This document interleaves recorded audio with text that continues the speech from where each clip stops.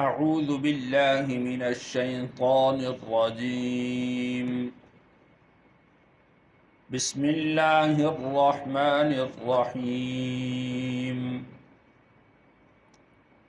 الکم الذکر ولہ الانثی الکم الذکر، کیا تمہارے لیے بیٹے، وَلَهُ الْأُنْثَى، اور اس کے لیے بیٹیاں۔ اس آیت سے پہلے اللہ تعالیٰ نے کفار کے 3 بتوں کا نام لیا تھا، أَفَرَأَيْتُمُ اللَّاتَ وَالْعُزَّى وَمَنَاةَ الثَّالِثَةَ الْأُخْرَى، لات، عزا اور منات۔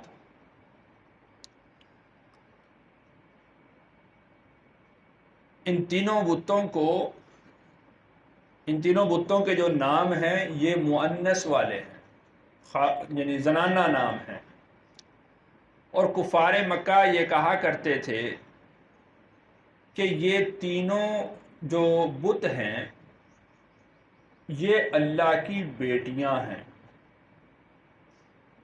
پہلی بات تو یوں سمجھیں کہ اللہ کے لیے بیٹیوں کا تسلیم کرنا، اولاد کا تسلیم کرنا ہی اللہ کی ذات میں عیب ہے۔ لم یلد ولم یولد، یہ شرک فی الذات ہوا۔ اور پھر جب اللہ کے لیے اولاد کو مانا تو اس میں بھی جو کمزور ہے بیٹیاں، ان کا انتخاب کیا۔ تو اللہ تعالیٰ نے ارشاد فرمایا الکم الذکر ولہ الانثی۔ مختلف جگہوں پر اللہ تعالیٰ نے قرآن مجید میں یہ ذکر فرمایا ہے کہ جب ان کو بیٹیوں کی خوشخبری دی جاتی ہے، جب ان کو کہا جاتا ہے کہ تمہارے گھر میں بیٹی پیدا ہوئی ہے، تو خود تو شرمندگی سے مر جاتے ہیں، اور اسی شرمندگی کی وجہ سے ہی انہوں نے بیٹیوں کو گاڑنا شروع کر دیا تھا، اور جس بات کے لیے خود کو ناپسند سمجھتے ہیں اس کو اللہ کی طرف منسوب کر رہے ہیں۔ تو اللہ نے سوال کیا ہے کہ الکم الذکر ولہ الانثی۔ اول تو یہ تقسیم ہی غلط ہے، اور اگر تم نے تقسیم ہی کی تو اللہ کے لیے کمزور کو سمجھا اور اپنے لیے بیٹے مانگ لیے۔ آگے اللہ نے ارشاد فرمایا تلک اذا قسمۃ ضیزی۔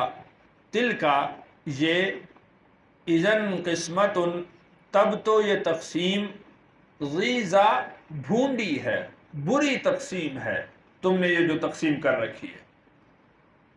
حقیقت کیا ہے؟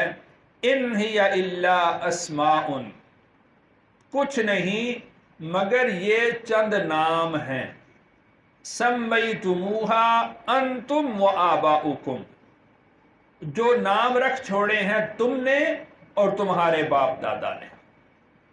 اب بت جو مٹی کا بنایا ہوا ہو، پتھر کا بنایا ہوا ہو، سونے چاندی کا بنایا ہوا ہو، لکڑی کا بنایا ہوا ہو، وہ کہاں بھلے مؤنث یا مذکر ہو سکتا ہے؟ اس کے کہاں پر وہ اوصاف ہو سکتے ہیں کہ یہ مذکر ہوگا یہ مؤنث ہوگا؟ کچھ نہیں ہے مگر اسماء سمیتموہا انتم وآباؤکم، نام ہے، چاہے مذکر والے رکھ لو چاہے مؤنث والے رکھ لو، یہ صرف نام ہے، نام کے علاوہ اس میں کوئی حقیقت نہیں ہے۔ اب تم نے ان کے مؤنث والے نام رکھے ہوئے ہیں، بھلے رکھتے رہو، یہ تمہاری اپنی طرف سے ہی، یعنی ان کو نام دیے گئے ہیں تمہاری طرف سے ہی ہے۔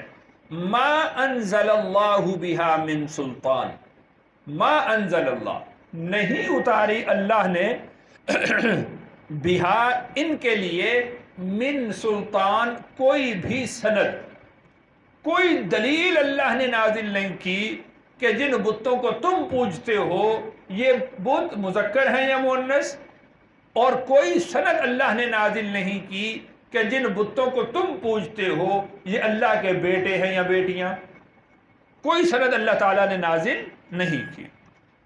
ان یتبعون الا الظن، نہیں پیروی کرتے وہ مگر گمان کی، ان کے ذہن میں آ گئی بات ان کو اللہ کی بیٹیاں قرار دینا چاہیے، انہوں نے اللہ کی بیٹیاں بنا لیا۔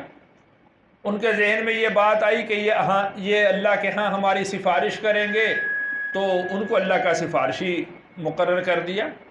تو یہ اٹکل ہے، یہ تخمینے ہیں، یہ اندازے ہیں، اور حقیقت یہ ہے کہ ان کے لیے اللہ کی طرف سے کوئی بھی سند، کوئی دلیل، کوئی سلطان نازل نہیں کی گئی۔ وما تہوى الانفس، اور جو چاہا تمہارے جیوں نے، تمہارے دل میں آئی بات تم نے اس طرح کر لیا، تمہارے دل میں بات یہ آئی کہ ان کو اس طرح کر لو، تم نے ویسے ماننا شروع کر دیا۔ بس صرف اتنی سی بات ہے، اس سے زیادہ حقیقت کے ساتھ اس کا کوئی تعلق نہیں ہے۔ وَلَقَدْ جَاءَهُمْ، اور البتہ تحقیق آئی ہے تمہارے پاس، وَلَقَدْ جَاءَهُمْ، البتہ تحقیق آئی ہے ان کے پاس، مِن رَبِّهِمُ الْهُدَى، ان کے رب کی طرف سے ہدایت، اور وہ ہدایت رسول اللہ صلی اللہ علیہ وسلم ان کے پاس لے کر آئے۔ اب وہ جو ہدایت رسول اللہ صلی اللہ علیہ وسلم لے کر آئے تھے، اس میں اٹکل اور گمان کی کوئی بات نہیں ہے، اس میں یعنی تہول انفس، اس کو اگر ہم یوں کہیں کہ جی چاہی یا من چاہی، اس کی بات بھی جو اللہ نے نازل کی ہے اس میں جی چاہی اور من چاہی کی کوئی بات نہیں ہے۔ اس میں وہی بات بیان کی گئی ہے کہ جس کو اللہ پسند کرتے ہیں، جس کو اللہ نے چاہا ہے، اللہ نے اس کو نازل کیا ہے۔ یعنی انسان کے گمان میں کوئی بات آ جائے، یعنی کہاں پر ایک تحقیق اور ثابت شدہ بات، اور کہاں پر اٹکل اور انسان کے تخمینے، اور دونوں کا موازنہ کر لینا چاہیے کہ انسان کس کی پیروی کر رہا ہے۔ ام للانسان، کیا انسان کے لیے ہے، ما تمنا، جس کی وہ خواہش کرے، جس کی وہ تمنا کرے۔ یعنی تم نے یہ خواہش کی کہ ہم بتوں کو پوجیں گے، بت ہماری اللہ کے ہاں سفارش کریں گے، اور تم نے یہ خواہش کی ان کو ہم نے اللہ کی بیٹیاں بنا دیا ہے، تو ام للانسان ما تمنا، کیا جیسی انسان خواہش کرے اس کو کوئی ملتی ہے وہ بات؟ یعنی یہ محض تمہاری خواہش ہے، تمہاری تمنا ہے، اور ایسا کبھی نہیں ہوا کہ انسان جو خواہش کرے، جو تمنا کرے، اس کو وہ مل جائے۔ فَلِلَّهِ الْآخِرَةُ وَالْأُولَى، پس اللہ ہی کے لیے ہے آخرت بھی اور پہلی بھی۔ پچھلی دنیا بھی کس کے ہاتھ میں ہے؟ اللہ کے ہاتھ میں، اور جو اب کی دنیا ہے یہ بھی کس کے ہاتھ میں ہے؟ اللہ کے ہاتھ میں ہے۔ مطلب یہ ہے کہ بتوں کو پوجنے سے کوئی فائدہ نہیں ہوگا، اپنے گمان کی، اپنی اٹکل کی پیروی کرنے سے کوئی فائدہ نہیں ہوگا، اپنی من چاہی کی پیروی کرنے سے کوئی فائدہ نہیں ہوگا۔ اس کی مثال اللہ تعالیٰ نے ایک اور آگے بیان فرمائی ہے، وَكَم مِّن مَلَكٍ، کتنے ہی فرشتے ہیں، فِي السَّمَاوَاتِ، آسمان میں، لا تغنی شفاعتهم شیئا، لا تغنی، نہ فائدہ دے گی، شفاعتهم، ان کا سفارش کرنا، ان کی شفاعت، شیئا، کچھ بھی۔ یعنی ان بتوں کا تو اللہ کے ساتھ کوئی تعلق ہی نہیں ہے، ان بتوں کو تو تم نے اپنے ہاتھوں سے خود پیدا کیا ہے۔ وہ جو فرشتے ہیں جو اللہ کے مقرب ہیں، جن کو اللہ نے اپنے نور سے پیدا کیا ہے، نوری مخلوق ہیں، اور وہ ہمہ وقت اللہ کی عبادت میں مشغول رہتے ہیں۔ یعنی دونوں کا موازنہ کر کے دیکھ لیں، ایک طرف بت کھڑے کر لیں اور ایک طرف فرشتے کھڑے کر لیں، تو بتوں کی حیثیت تو ہے ہی کچھ نہیں، اللہ تعالیٰ بتوں سے راضی بھی نہیں ہوتے، اور فرشتوں کو اللہ تعالیٰ نے خود اپنے ہاتھ سے، خود اپنے امر سے پیدا کیا ہے، اور وہ فرشتے اللہ کی نوری مخلوق ہیں، ہر وقت اللہ کی عبادت میں مشغول ہیں، اور ان کو اللہ کا تقرب حاصل ہے، اور یہ ان میں سے کوئی بھی بات، کوئی چیز بھی بتوں کے اندر نہیں پائی جاتی۔ تو اللہ نے فرشتوں کے بارے میں یہ حکم ارشاد فرمایا کہ لا تغنی شفاعتهم شیئا، کسی کو فرشتوں کی سفارش بھی فائدہ نہ دے گی۔ تو جب کسی کو فرشتوں کی سفارش فائدہ نہ دے گی تو ان بتوں کی سفارش کہاں فائدہ دے سکتی ہے؟ الا، مگر، من بعد ان یأذن اللہ، بعد اس کے کہ جس کو اللہ اجازت دے، اللہ تعالیٰ فرشتوں کو حکم فرمائیں کہ تم سفارش کرو تو تب وہ سفارش کریں گے. من بعد ان یأذن اللہ، بعد اس کے کہ اللہ اجازت دے. تو اللہ کی اجازت کے بعد فرشتے سفارش کریں گے، اور پھر ان فرشتوں کی سفارش اس شخص کے لیے فائدہ مند ہوگی، سود مند ہوگی، نفع مند ہوگی. وگرنہ کسی کی سفارش اللہ کے ہاں نہ چلے گی، اور نہ ہی کسی کی سفارش کسی کو فائدہ دے سکتی ہے. اور اللہ تعالیٰ جس کے لیے سفارش کا حکم فرمائیں گے وہ کون ہوں گے؟ لمن یشاء ویرضی، جس کو اللہ چاہیں گے اور جس سے اللہ راضی ہوں گے، اس کے لیے سفارش کا حکم فرمائیں گے. اور کیا اللہ تعالیٰ بتوں سے راضی ہیں؟ کیا اللہ تعالیٰ بتوں کے لیے چاہیں گے کہ جن کو تم اللہ کا شریک بناتے رہے ہو اللہ تعالیٰ ان کو سفارش کا حکم دے؟ قطعاً ایسا نہیں ہوگا. تو پہلی بات تو یہ ہے کہ من بعد ان یأذن اللہ، اللہ اجازت دیں گے تو کوئی سفارش کر سکے گا، اور سفارش بھی اس شخص کے حق میں ہوگی لمن یشاء ویرضی، جس کے لیے اللہ چاہیں گے اور جس سے اللہ راضی ہوں گے. ان الذین لا یؤمنون بالآخرہ، ان الذین، بے شک وہ لوگ، لا یؤمنون، جو ایمان نہیں رکھتے، بالآخرۃ، آخرت پر، لا یسمون، البتہ انہوں نے نام رکھے ہیں، الملائکۃ، فرشتوں کے، تسمیۃ الانثی، زنانہ نام، عورتوں کے نام. وہ لوگ جو بتوں کو پوجتے ہیں انہوں نے بتوں کے نام بھی خواتین والے رکھے، اور ان بتوں کو بھی اللہ کی بیٹیاں شمار کیا. علامہ یاقوت رحمۃ اللہ علیہ نے معجم البلدان میں لکھا ہے کہ انہوں نے بتوں کو، یہ جو 3 بت تھے، لات، عزا اور منات، ان کو فرشتوں کی، اللہ کی بیٹیاں قرار دیا. اور ان کی جرت مزید یہ ہے کہ وہ آخرت کو بالکل بھلائے بیٹھے ہیں، اس بات سے بالکل غافل ہیں کہ ہم نے اللہ کے سامنے حاضر بھی ہونا ہے، اللہ کے سامنے کھڑا ہونا ہے. جو بات ہم دنیا کے اندر کر رہے ہیں اس بات کو ہم نے اللہ کے سامنے ثابت بھی کرنا ہے، اللہ کے سامنے ہمیں پیش ہونا ہوگا، اللہ ہم سے پوچھیں گے، اور اس ساری چیزوں کو وہ بھلائے بیٹھے ہیں. اس لیے اللہ نے فرمایا ان الذین لا یؤمنون بالآخرہ، بے شک وہ لوگ جو آخرت پر ایمان نہیں رکھتے، لا یسمون الملائکۃ، انہوں نے نام رکھ چھوڑے ہیں فرشتوں کے، تسمیۃ الانثی، خواتین والے نام، زنانہ نام، عورتوں کے نام. یعنی انہوں نے صرف یہی جرت نہیں کی کہ ان بتوں کو اللہ کی بیٹیاں قرار دیں، ان بتوں کے نام خواتین والے نام رکھ دیں، بلکہ انہوں نے یہاں تک جرت کر دی ہے کہ وہ جو اللہ کے مقرب فرشتے ہیں ان فرشتوں کو بھی اللہ کی بیٹیاں انہوں نے قرار دے دیا.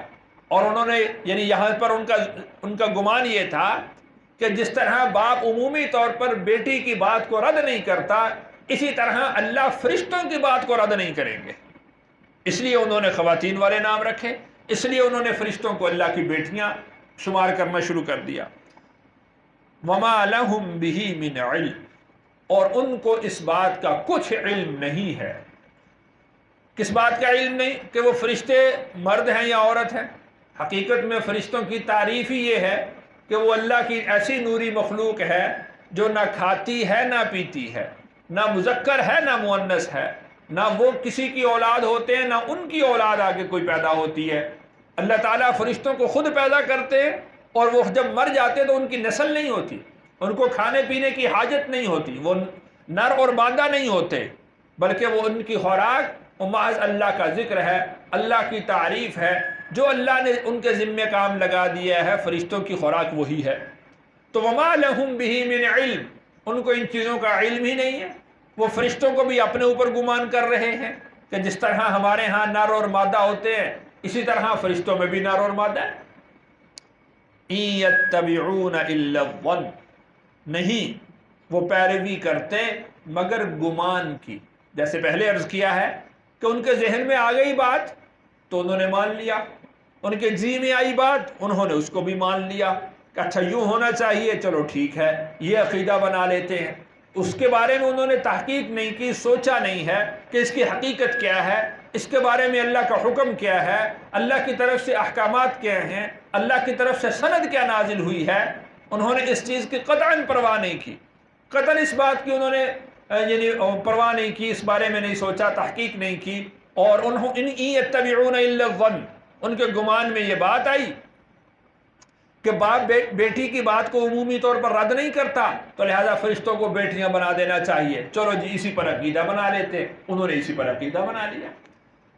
اور آگے اللہ ارشاد فرماتے ہیں وَإِنَّ الظَّنَّ، اور بے شک گمان، لا یغنی من الحق شیئا، حق بات سے بالکل اس کا فائدہ نہیں پہنچتا۔